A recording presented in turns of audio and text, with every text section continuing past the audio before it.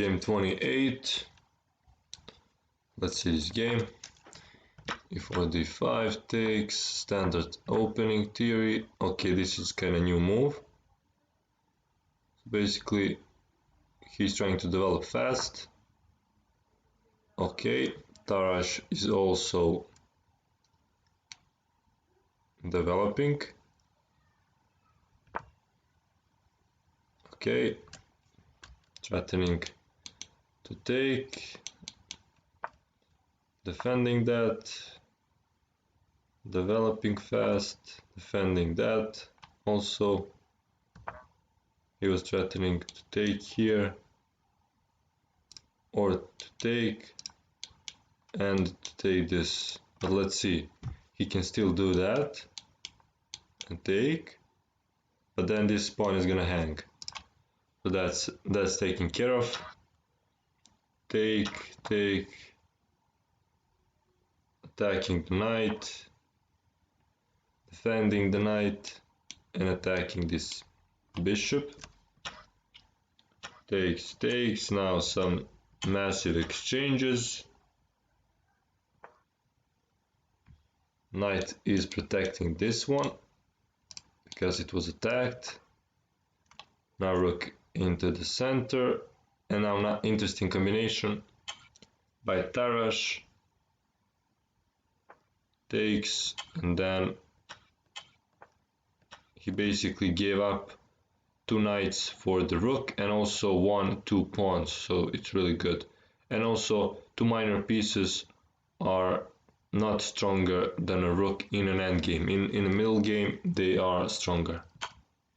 Check. Now rooks are really strong. The king position is improving with tempo, and it's a really nice position. So this is a matter of technique. And let's see the Tarash technique, how he wins this game. Okay, rook up. He wants to push these pawns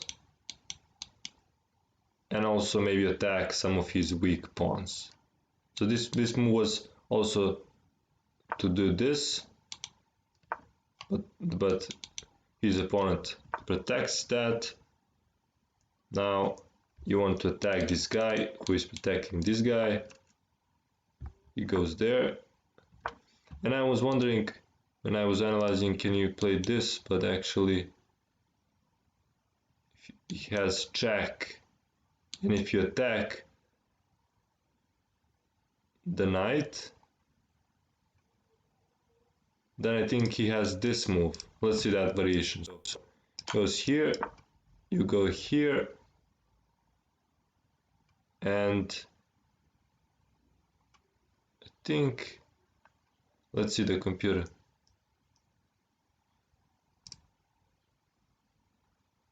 Well, actually this is good for you. So let's see. Now if you go here, oh yes, he's gonna get this check. What am I talking about? That was some other variation.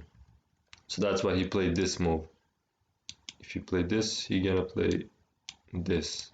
So that's why Tarash stops that.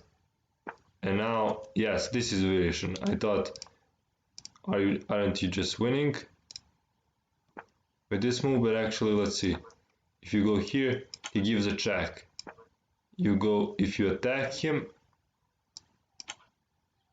he gives this check, and then it's no good. So the Tarash opponents finds the way to protect the knight. Now a4. Maybe again threatening b5. Let's see. Rook b8, attacking. Now he protects that. So again, you cannot push an attack because he has this check. Protecting the pawn. And now Tarash is trying to simplify things, to exchange more pieces. Takes. King is trying to go to the queen side. to protect some of those pawns. A5, push your pawns. A6. Okay, knight. Knight is going here to protect some squares. Okay, he was threatening to push the pawn, so he goes there. G3, protecting the pawn. So he couldn't take it, of course, because you can attack the knight, and then this pawn is gonna become a queen. C6. Rook E4. So rook E4, he wants to push this pawn, but this is gonna hang, so he protects that.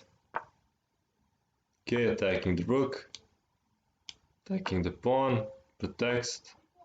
C4. Okay, rook back. Rook is trying to go, I guess, to this side. Let's see. Activating the king, activating the king to the maximum, and now rook goes. So he couldn't do anything from this side, so he goes on the open file to maybe attack this pawn, so to give check, possibly here. Let's see. Okay, check, check, and he sacrifices the rook because the king is gonna penetrate, and these pawns are too strong. Let's see what could possibly happen. Here he gives a check, you go here, and I don't know. This is the best play. Actually, it's not the best play because I see he's gonna give this check. So actually, you push pawns. You have a lot of pawns here. So takes, and the knight doesn't fight very well with side pawns. With the central pawns, maybe he can fight, but with the side pawns, he doesn't have enough space to jump around. So basically, this you're gonna win. He's gonna sacrifice the knight for one pawn, but then the other pawn is not gonna become a queen. But let's see what can happen. King C7, check, king B8, give this check, and he's gonna take this pawn, of course, but you're gonna eat all of these pawns. So thanks for watching, guys. Please subscribe, like, whatever. See you in the next video.